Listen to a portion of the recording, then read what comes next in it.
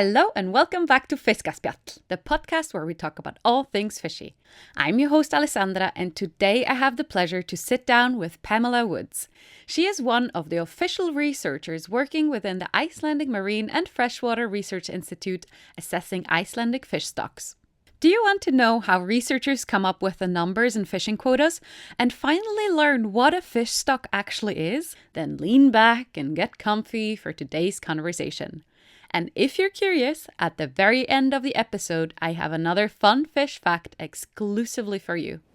Everywhere we go, there is something to see. So dive into the blue to discover the world of fish. Fiskaspjall, where we talk about all things fishy. My name is Pamela J. Woods. I work at the Marine and Freshwater Research Institute in Hafro in Iceland. I'm originally from the U.S., from the United States of America, but I first moved to Iceland in 2008, in January, right before the economic crisis, which was very interesting to experience here as my first, introduction to Iceland. Luckily, I wasn't making enough money to be severely affected as was the rest of the country. But you were just equally poor yes, as everybody else now. Exactly. Everybody got brought down to my level at the time. But so I came because I was starting a PhD that was a joint PhD between the University of Washington in Seattle and the University of Iceland. But instead of being based in Reykjavik, I was based in Hólar, in Hólar for the first year and a half, and then moved to Reykjavik for some months before going to Seattle, and then coming back to Reykjavik and going to Seattle and coming back to Reykjavik. So it was a really fun time, and then I continued on to be a postdoc, also moving between Seattle and Reykjavik quite a bit until I became employed at the Marine and Freshwater Research Institute at the very end of 2017. So you're our pro commuter. Yes. It's like commuting on a whole new level. I am very savvy with flying in between. Hólar and Reykjavik is already quite a stretch, but then you go to not just the US, to the West Coast. Oh yeah. And it was great at the time as well, because there was I think it was even a Facebook group for anybody traveling from the north to the south. If you need a ride, you try to catch one along the way, because the buses were actually quite expensive. I don't know if they still are. They still are. The group still exists. Yeah, the things that you probably never would do at home. You're like, now let me get in with a stranger and just drive off. And it was before the boom in tourism, so it was a little bit different as well, and Yeah. So you are now a senior researcher? Yes. Do you teach as well? I teach on the side, sometimes for some classes that are taught at the University of Iceland, and then also for the GROW FTP program that is within the Marine and Freshwater Research Institute. So there are two anagrams here, GROW and FTP. GROW is the International Center for Capacity Development, Sustainability and Societal Change, and is supported by the UNESCO. Each year, GROW runs a 6-month fisheries training program, short FTP, that helps fellows improve their skills so that they can contribute better to their home organizations and identify developmental opportunities in their home countries. They're considered staff in a program within the Marine and Freshwater Research Institute. So a lot of my teaching time in total would go toward teaching stock assessment methods to the group of fellows, which are usually about 5 to 6 coming from developing countries spread across the world, maybe South America, Africa, or Asia. Yeah. So young Pamela, did she dream of working with fish, or how did you get into this field? Oh, I was a fish nerd when I was little. Really? Oh yeah. I grew up going on vacation on my parents' boat and living on the boat during the summertime. Of course, this is recreational boating, which is quite different than most people's boating experience in Iceland. But my vacations were spent going fishing with my dad and brother, or sitting on our little dinghy with a flashlight in the night, letting all the little fish or squid, or even I caught even a little puffer fish one time coming up to the surface. Adorable. And catching them with a little net. Yeah, I was a serious fish nerd. I would go out and collect tadpoles, which not fish, okay, but they were easily accessible because there's lots of little lakes and ponds close by, and promptly kill them all accidentally. But that is the life of a budding biologist. Trial and error. Trial and big error. Killed all of my subjects, but it's so fine. I learned. Exactly. And yeah, so I was always a fish nerd. I do remember trying to decide at some point whether I wanted to be a car mechanic, an artist, or a marine biologist. But clearly one of them took hold. To be fair, as a biologist doing anything somewhat applied, being handy does come in handy. Yeah. And then having to communicate anything to anyone, a little bit of creativity. And especially in Iceland, problem solving, being creative to, come up with a solution because something can't be found or can't be shipped or is too expensive to be shipped. Yes. And you just try to find an analog somehow. And this does actually run in my family as well, because my older sister is an oceanographer. I've got 4 siblings, but my oldest sibling, who's a sister, she was trained as an oceanographer, and my brother is now sort of like the handyman behind a marine biology lab both in the U.S. at the University of Connecticut. So you're like the Avengers biology edition. Yeah, exactly. Amazing. And yeah, when did you decide to then not become a mechanic or an artist? Why biologist? Was there a significant moment, or did you just at some point decide? I think in the area that I grew up, there were many more kind of extracurricular programs for kids related to the ocean, rather than related to being an artist. I sort of always knew that I wasn't that good at art. I was okay. But I think I figured out that I'm not sure I would be good enough at this to make a living. The car mechanic thing, I still would love to tinker with something like that, but I think I also sort of got the feeling that being dirty and, this kind of, I like working on computers and being sort of writing a lot more than just being in the garage. So I think it would be toward high school, because when I went to college, I applied exclusively for programs that were, marine biology. But I did almost do a minor in visual arts as well. So, so good. Yeah. So now, what is your daily job look like? You mentioned you teach a little bit on the side, but what is your main task? In my daily job, it's actually quite cyclical. There's seasons to it. So the teaching part of it happens in January, February.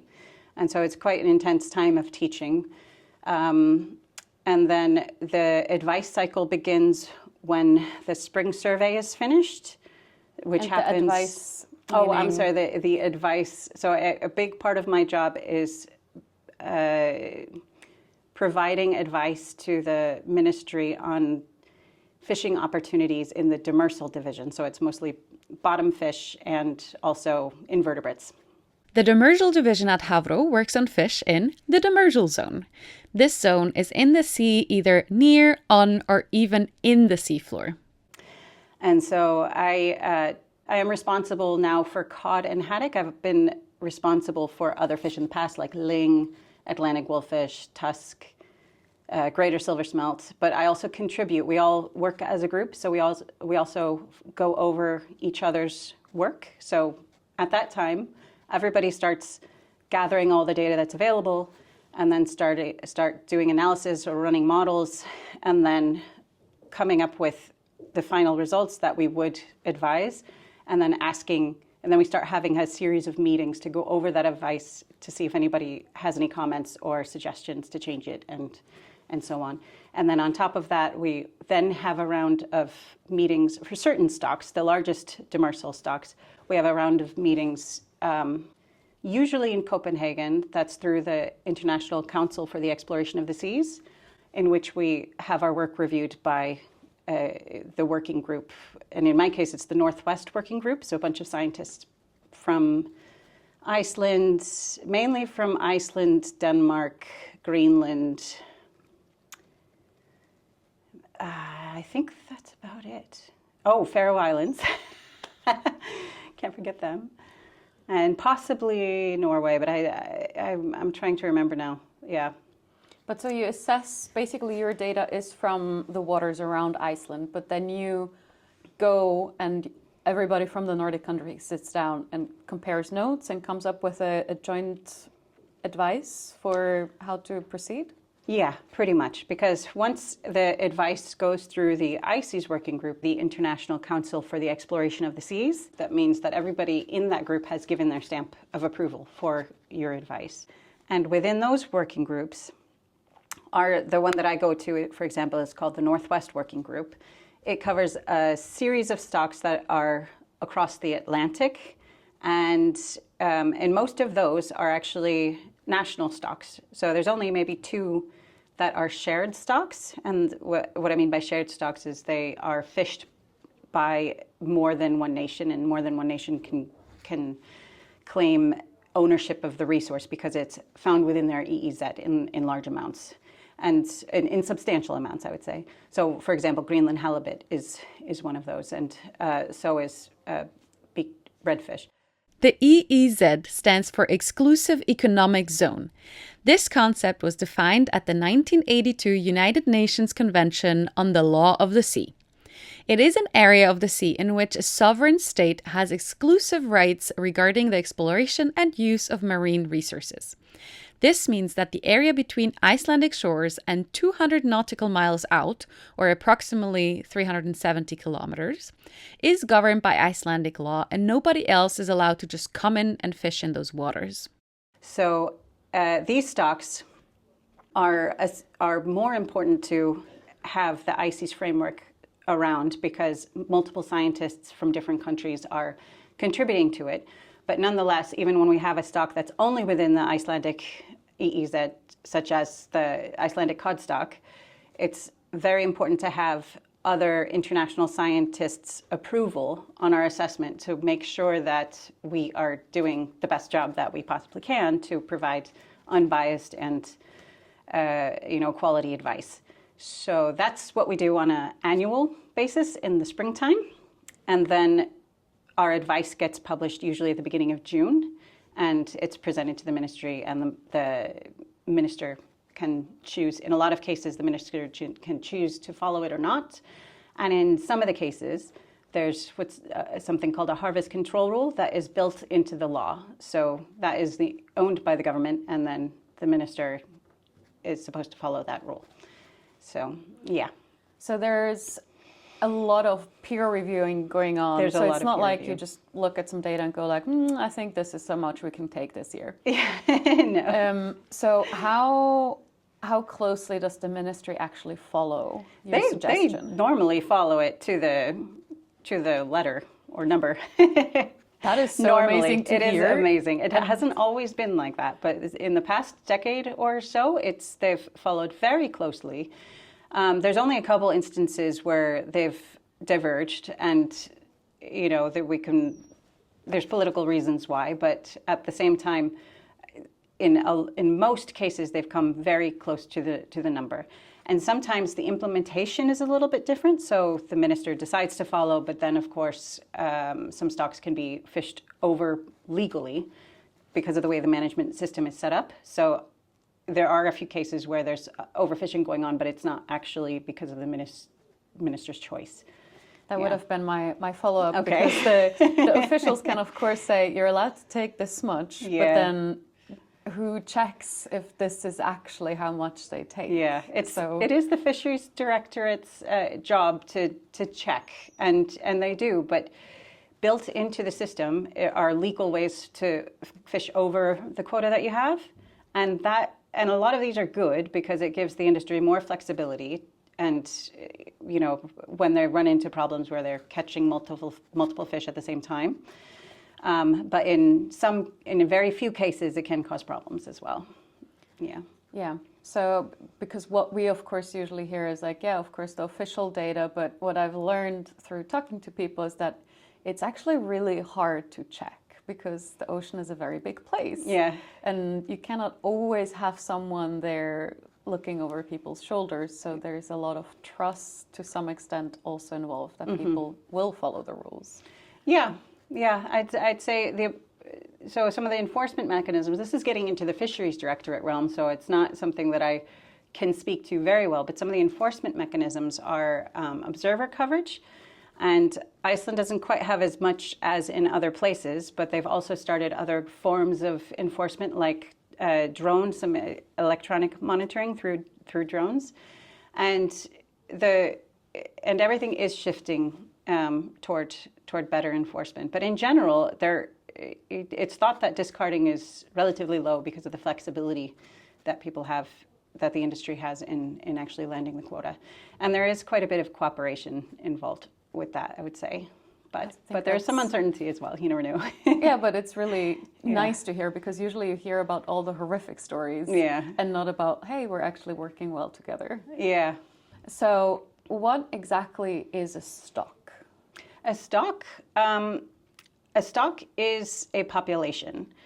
So the word stock is used because a species may be composed of multiple stocks, and that means that the species may be composed of multiple populations. And a population is a group of individuals that is sustaining itself through reproduction. So any kind of statistical model is actually designed to only work on one population. You can only say something from a statistical model if you have just one group of individuals all, doing the same thing, basically. And so that's the same thing, even though stock assessment models are really complicated, it's the same concept. You can only really draw conclusions accurately from the statistical model if it is one group, and hopefully not with too much immigration or emigration from it, but of course the reality is that there is some. And then you can draw conclusions about the population dynamics based on this model because you have one unit that you're working with, one population unit. So how do you figure out what this unit is? How do you draw the lines, so to speak? The easiest way to draw the line in Iceland is with the EEZ, which is clearly not a biological answer. Yeah. However, in some cases, it's pretty close because in Iceland, we have the Icelandic shelf, and a lot of populations and species are linked with a certain depth range. So if we're talking about shallow species, it is actually quite likely that the EEZ lines up pretty well with the boundaries of the population because the depth drops off pretty quickly. Once you get into the species that want to be at a deeper range and have larger migrations, then the boundaries start to get fuzzy. And usually if most of those stocks are actually in Iceland, those are stocks that go to the International Council for the Exploration of the Seas. And they have a working group that helps to review the data that show whether it could be a stock or not, and where the boundaries could be. And those kind of data, usually if there's genetic data, they're always, reviewed. And if not, then it usually has to do with checking the life history parameters, so how fast they grow, how fast they mature, if those differ between certain locations. And can you give us an idea of what means shallow, quote unquote, and more deeper? Like how deep are we talking? I would say shallow is less than 300 meters, but there's a lot of stocks that are even, commonly fished closer to 1 to 200 meters. Deeper stocks would be ones you would aim for 400 to 600 meters. Yeah, but up to maybe 800. There's not much fishing going on deeper than that around here, anyway. Which is already really deep. Yeah, it's very, very deep. Yeah, that's pretty rare, but it happens. And so how do you get your information which you base your models on? Most of the information comes from our surveys. So if we're talking about the demersal fish stocks, there's two different surveys. One that happens in spring, and that one is designed to be mostly on the shelf and a little bit in deeper waters, and then one that happens in the fall, and that one is designed to go into deeper waters to capture different species, basically. And both of those, for at least for cod and haddock, both have information for the assessment, and several species use both surveys. The data coming from both surveys to go into the assessment. Those data are fish counts at an individual haul location, and then once you have all the haul location data from all the different places, these fish counts at certain lengths, these numbers are combined and sometimes converted into numbers at age, if there's age data as well. So there's a step where we need to let our age readers have time to actually read the otoliths, sometimes prepare the otoliths for reading as well. Otoliths are ear stones in a fish that grow continuously, but their growth slows during seasons with limited food. As a result, the stones become denser during these periods of slower growth. This creates ring-like bands similar to those in trees, which allow researchers to determine a fish's age by counting the rings in an otolith. And are these haul locations always the same? Or do they change? Roughly, a large percentage of them are the same, so roughly 50%, but then there's quite a few that are also chosen by the captain in that given year. Because I could imagine that you would want to go to the same place and measure every year at the same place so you can compare. Yeah, there's many hauls that are like that in both the surveys, but there's a certain percentage, I can't remember exactly what it is. It's over 50, less than 100. And then the fish are at any given life stage? You just count what you catch? Yes. Yeah. And so it's a good point for some species, the life stages might change habitat. And so these surveys, they're trawl surveys, and they may be more effective for certain fish than for others, or for certain life stages than others. So for example, tusk is a little bit of a problem because once they become mature, they also are not really trawlable anymore. They become much more abundant in areas that are not trawlable, that have a lot of texture on the bottom, very rough bottom. So they are caught with long line, mostly, in the fishery. And so we have to use some information from the gillnet survey to infer something about the adult population of tusk. And then, so you get all this information in, and then you plug it into your computer. Mm-hmm. And I make it sound super, super simple. You run your model, and at the end, it gives you a given idea of how many fish there are. Exactly. And then based on that, as you explained before, you go through the whole process of revising and then coming up with a recommendation for the ministry. Exactly. Amazing.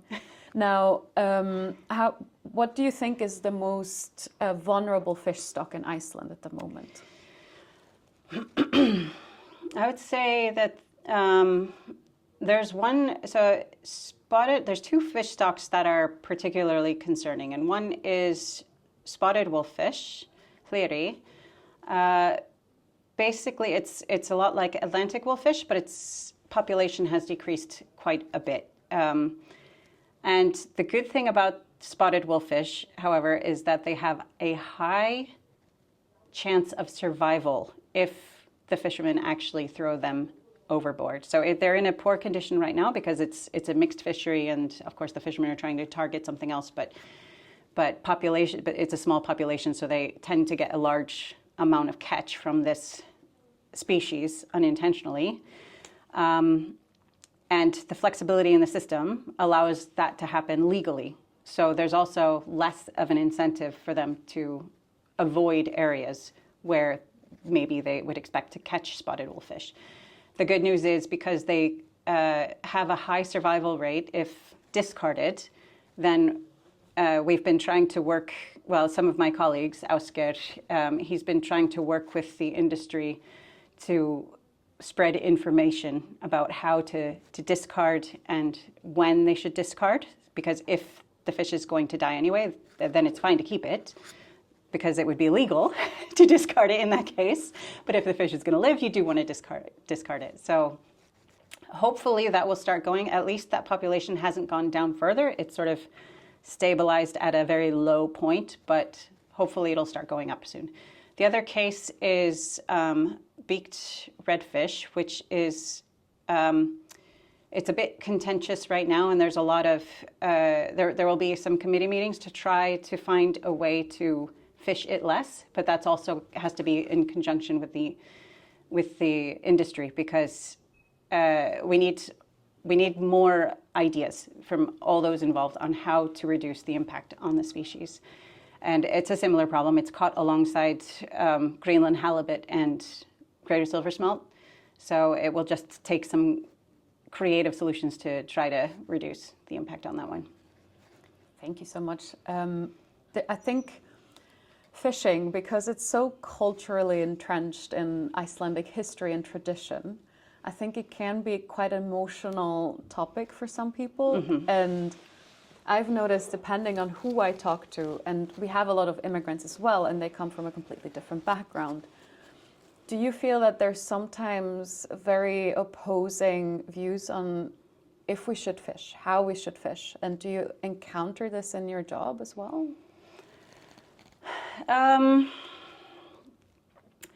So there is a wide variety of views in the industry, and you get a different view whether you're someone who represents a large industry versus a small boat fisherman, something along those lines, and everywhere in between, because there's a lot of vessels that are actually medium size. I sympathize, because in Iceland, if you think back, I mean, we still talk to people who are retiring now, and for example, my advisor, Siggy Snorsen, I remember him having this conversation with me about how he used to go on the farm to work in the summer times, as many did when he was a kid, and there was no electricity, no refrigerator, nothing that you would expect in the same place and time in perhaps the US or Europe. And when you think back in history, really, there was a really fast development around World War II.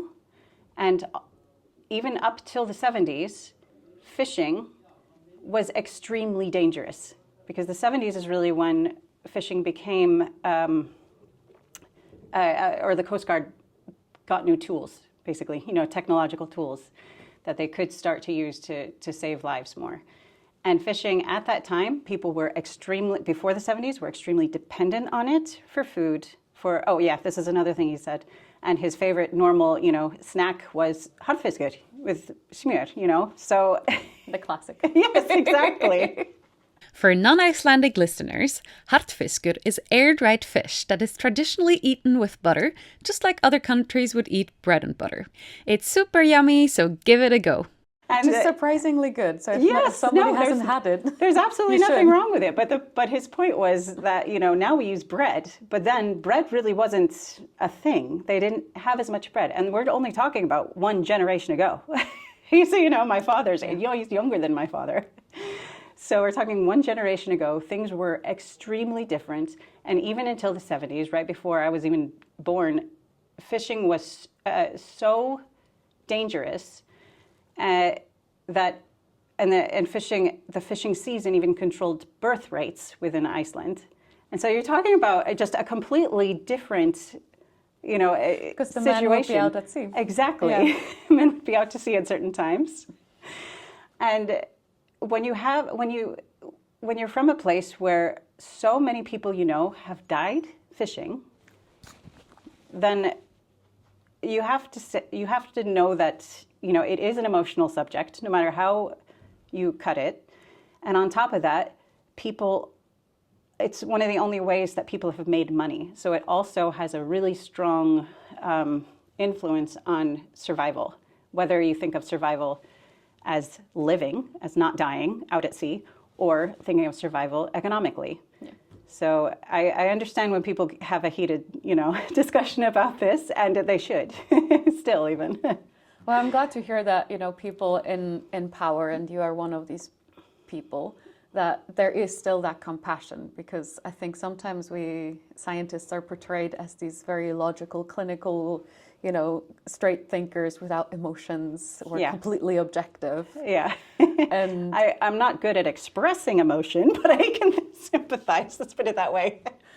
yeah, but still, through your work, you will, you might not get as heated or, as crass an a reaction. Yeah. So if somebody asks you how they could protect our stocks, or if there's anything they can do, because I think sometimes we live in a world where everything seems so big and everything seems so drastic that a mere mortal, what could I possibly do? So what do you think is like a little action that could actually have an effect? I think the most important thing is actually paying attention to the politics surrounding climate change, because I think there's no way out of any environmental crisis without addressing climate change first. It's going to be driving it's going to be a strong driver in all the environmental changes that we have in the ocean as well as on land. So the first thing is really not getting fatigued with the conversation on climate change. Some action needs to happen there. The second one is being a good consumer, actually trying to choose maybe not the cheapest fish product from China. Or you wouldn't get it from China, but okay. First, not the cheapest that is maybe from a black market in Iceland, avoiding those and choosing products that were responsibly fished. How would one know if they were responsibly fished? There's a lot of labeling that's going on now, and I think that labeling is going to increase even. So if you compare, within Iceland, you might not see it as much, but if you go to the UK, for example, the UK consumers are very picky, and I think the world should move toward that level of pickiness.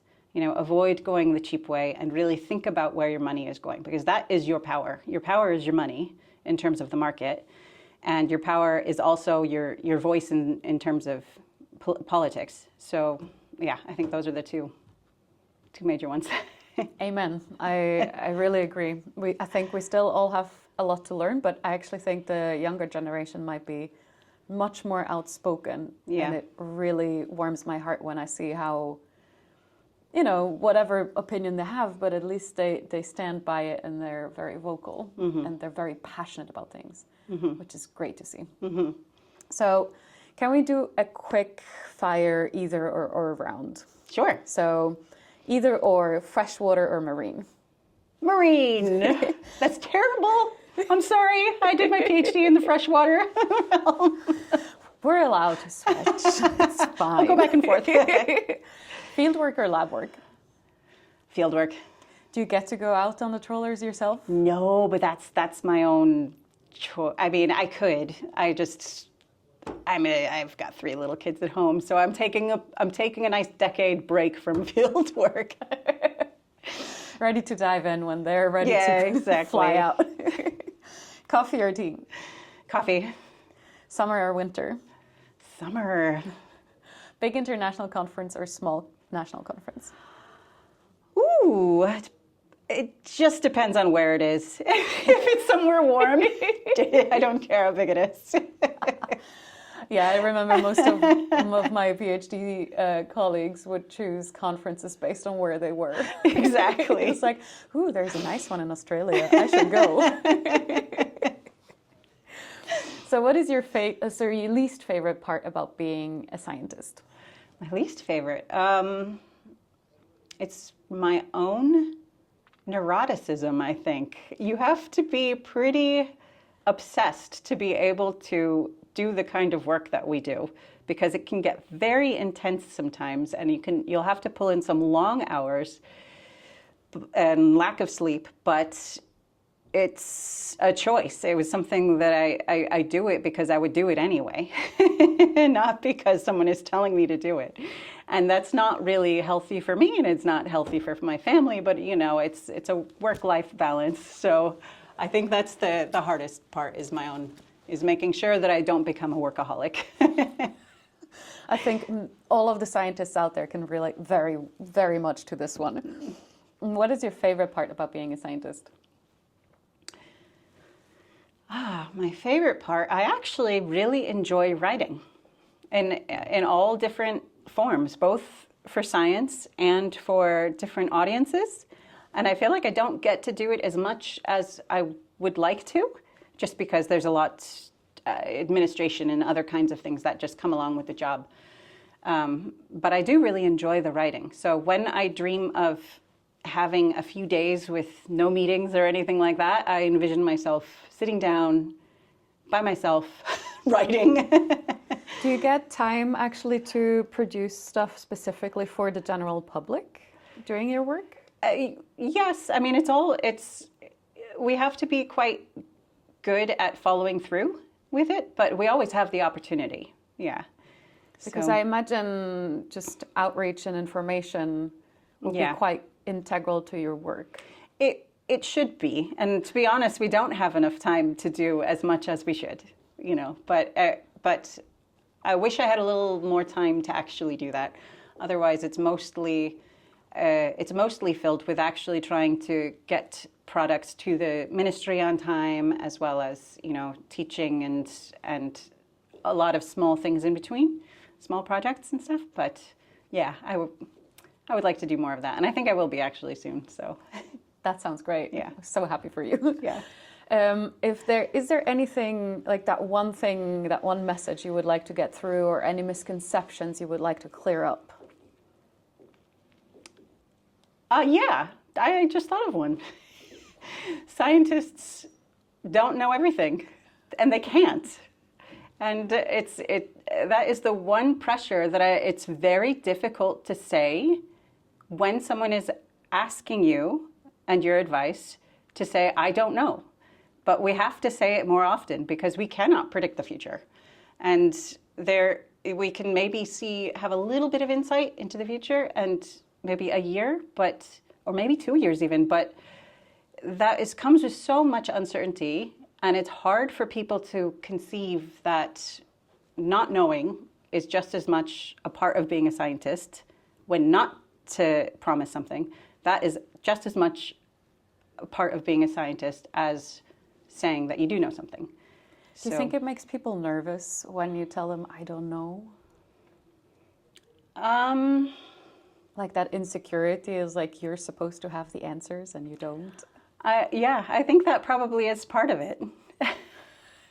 And No from a pressure. scientist, when the expectation is that you're supposed to know, you tend to want to fill that and say, yes, of course, we can, comfort this insecurity. But in reality, we have to be very careful, and we have to have plan A, plan B, plan C, depending on how things turn out. And nature is by nature quite variable. It's never stable. So it's always going to surprise us, and we have to have a kind of minimizing risk outlook always in place, whether we're working in an industry or the government or the public. Yeah, I think that's the most important thing to keep in mind. That's very difficult to explain when you're, for example, giving a talk about the size of the cod stock or something like that. We should also express how little we know and how much we need to pay attention to barely keep up with the changes going on in the environment. And they're coming fast. They are very fast. Yeah, thank you so much. This has been such a pleasure, and I wish we could ramble on forever. I feel I have still like a million questions that I would like to ask you, but I know you're busy. You're a busy woman, and you have more meetings today. It was my pleasure. So thank you so much for taking the time and to sit down with me and to talk about your really fascinating work, and very important, I might add. Thank you so much. Thank you. Thank you all so much for listening today. Big shout out to my colleagues at Icefish Research, Like, Teresa, Michelle, and Gudbjörg. Thanks to ASIP for handling all the paperwork, and thanks to Háskóli Íslands for awarding us their science outreach grant that makes this podcast possible. Thanks to Sandra Rybicki for designing our beautiful logo, and special thanks to Kaure for trusting me with his incredibly cool recording equipment that allows me to go and record people everywhere. And our title song was written and recorded by me, your host, Alessandra. If you also want to support us, you can subscribe to our podcast on Patreon. There you also get to submit questions and suggestions for future episodes because, yes, there will be a second season. You can also leave us a review and please tell all of your friends and family about this podcast. It really helps us grow. Follow us at Icefish Research on Facebook, Instagram, and Blue Sky, and visit our website at icefishresearch.com. Now, here's a cool fish fact for you. Not all fish lay eggs. You heard right. Some fish actually, like for example the beaked redfish, keep the eggs inside of themselves and give birth to live babies. Just like in mammals, the eggs inside the females are fertilized internally and stay within the female until the babies are ready to hatch. Then the female gives birth to live babies. So wild, and that's why I love fish. You think you know, and then some fish have come up with a crazy way of doing life. And with that, see you next week with some more fishy facts.